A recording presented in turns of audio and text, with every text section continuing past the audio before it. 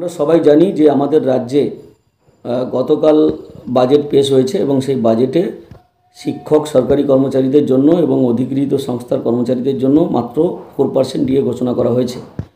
বাকি ছিল 39%। 4% DA April থেকে চালু হলে আমাদের বাকি থাকবে এখনও 35%। আমরা কিন্তু বঞ্চনার দিক দিয়ে বা বঞ্চনার শীর্ষে কিন্তু থেকে গেলাম। ভারতবর্ষের মধ্যে 1 নম্বর রাজ্য হিসেবে কিন্তু এখনও পর্যন্ত বঞ্চনায় থেকে গেলাম। এই সমস্যা স্থায়ী সমাধান হবে বলে আমরা মনে করি না। তা সত্ত্বেও আমরা দাবি করছি সরকারের কাছে যে অবিলম্বে আমাদের বকেয়া ডিএ মিটিয়ে দেওয়া হোক। তার সাথে সাথে যেটা আমরা দাবি করব সেটা হচ্ছে যে কেন্দ্র সরকার ইতিমধ্যে 8ম বেতন কমিশন চালু করে না, তারা গঠন করার ঘোষণা করেছে এবং হয়তো এটা দেখা যাবে যে আগামী 26শে জানুয়ারি থেকে বা 26 সালে জানুয়ারি থেকে সে 8ম বেতন কমিশন লাগু হতে পারে, সেই সম্ভাবনা কিন্তু এটা তৈরি হয়েছে। প্রত্যেকবারই আমরা দেখি যে যখনই ওরা বেতন কমিশন চালু করে তখন কিন্তু গতবারে যেমন করেছিল 2016 সালে জানুয়ারি থেকে এফেক্ট দিয়েছিল, তার আগে 2006 সালের জানুয়ারি থেকে এফেক্ট দিয়েছিল। এরকম করে মোটামুটি নির্দিষ্ট সময় তারা কিন্তু চালু করে। আমাদের এই 2011 সালে পরিবর্তনের পরেই দেখলাম এই সরকার আসার পরেই কিন্তু সব মানে তালগোল পাকিয়ে দিয়েছে এবং মানে সবটাই অনিশ্চিতের মধ্যে যাচ্ছে। এবং যিনি দাবি করেছিলেন প্রথমে যে যারা ডিএ দিতে পারে না তাদের সরকারের ক্ষমতায় থাকা উচিত নয় বা ক্ষমতায় থাকা উচিত নয়, বা উনি 2009 সালে সোনারপুরে একটা মিটিং করে বলেছিলেন, মাননীয় বিরোধী দলনেত্রী তখন ছিলেন মুখ্যমন্ত্রী, এখন যিনি হয়েছেন মমতা বন্দ্যোপাধ্যায়, যে আমরা ক্ষমতায় এলে আপনারা আমাদেরকে ক্ষমতায় নিয়ে আসুন, আমরা ক্ষমতায় এলে কেন্দ্রের হারে বেতন কমিশন, কেন্দ্রের হারে ডিএ সব কিছু কেন্দ্রের সঙ্গে সামঞ্জস্য রেখে আমরা দেব। সেই প্রতিশ্রুতি তো উনি ভুলেই গেছেন। 360 ডিগ্রি ঘুরে গিয়ে এখন সব উল্টো কথা বলছেন। এখন উন্নয়নের গল্প শোনাচ্ছেন, দান ধ্যানের গল্প শোনাচ্ছেন, এইসব কথা বলছে এবং যত দান ধ্যান করছেন সবটাই কিন্তু আমাদের টাকা দিয়ে করছেন।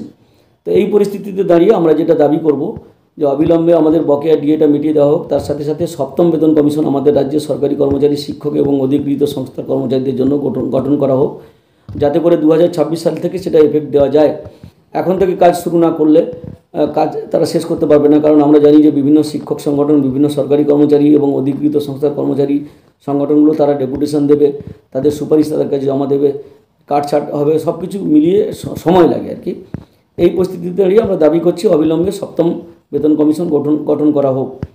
তার সাথে সাথে আমরা আরেকটা কথা উল্লেখ করব যে গতকাল মুখ্যমন্ত্রী মমতা বন্দ্যোপাধ্যায় যে বিধানসভায় দাঁড়িয়ে তথ্যগুলো দিয়েছেন সেগুলো সবই ভুলভাল তথ্য।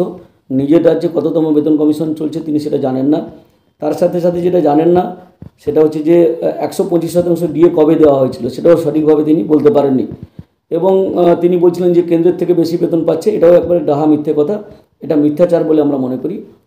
তার সাথে সাথে আরেকটা কথা উল্লেখ করতে আমরা চাই, সেটা হচ্ছে যে বিরোধী দলনেতা যিনি আছেন তিনি হচ্ছেন শুভেন্দু অধিকারী।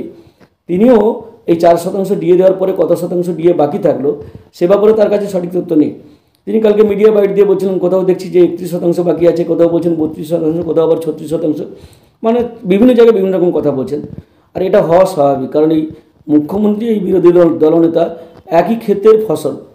মানে আমরা বলি না যে আমড়া গাছে আম হয় না বা তেঁতুল গাছে আঙুর হয় না, ঠিক একইভাবে মানে একই রাজনৈতিক দল থেকে তৈরি এরা এবং বিভিন্ন শাখা প্রশাখা ছড়িয়েছে।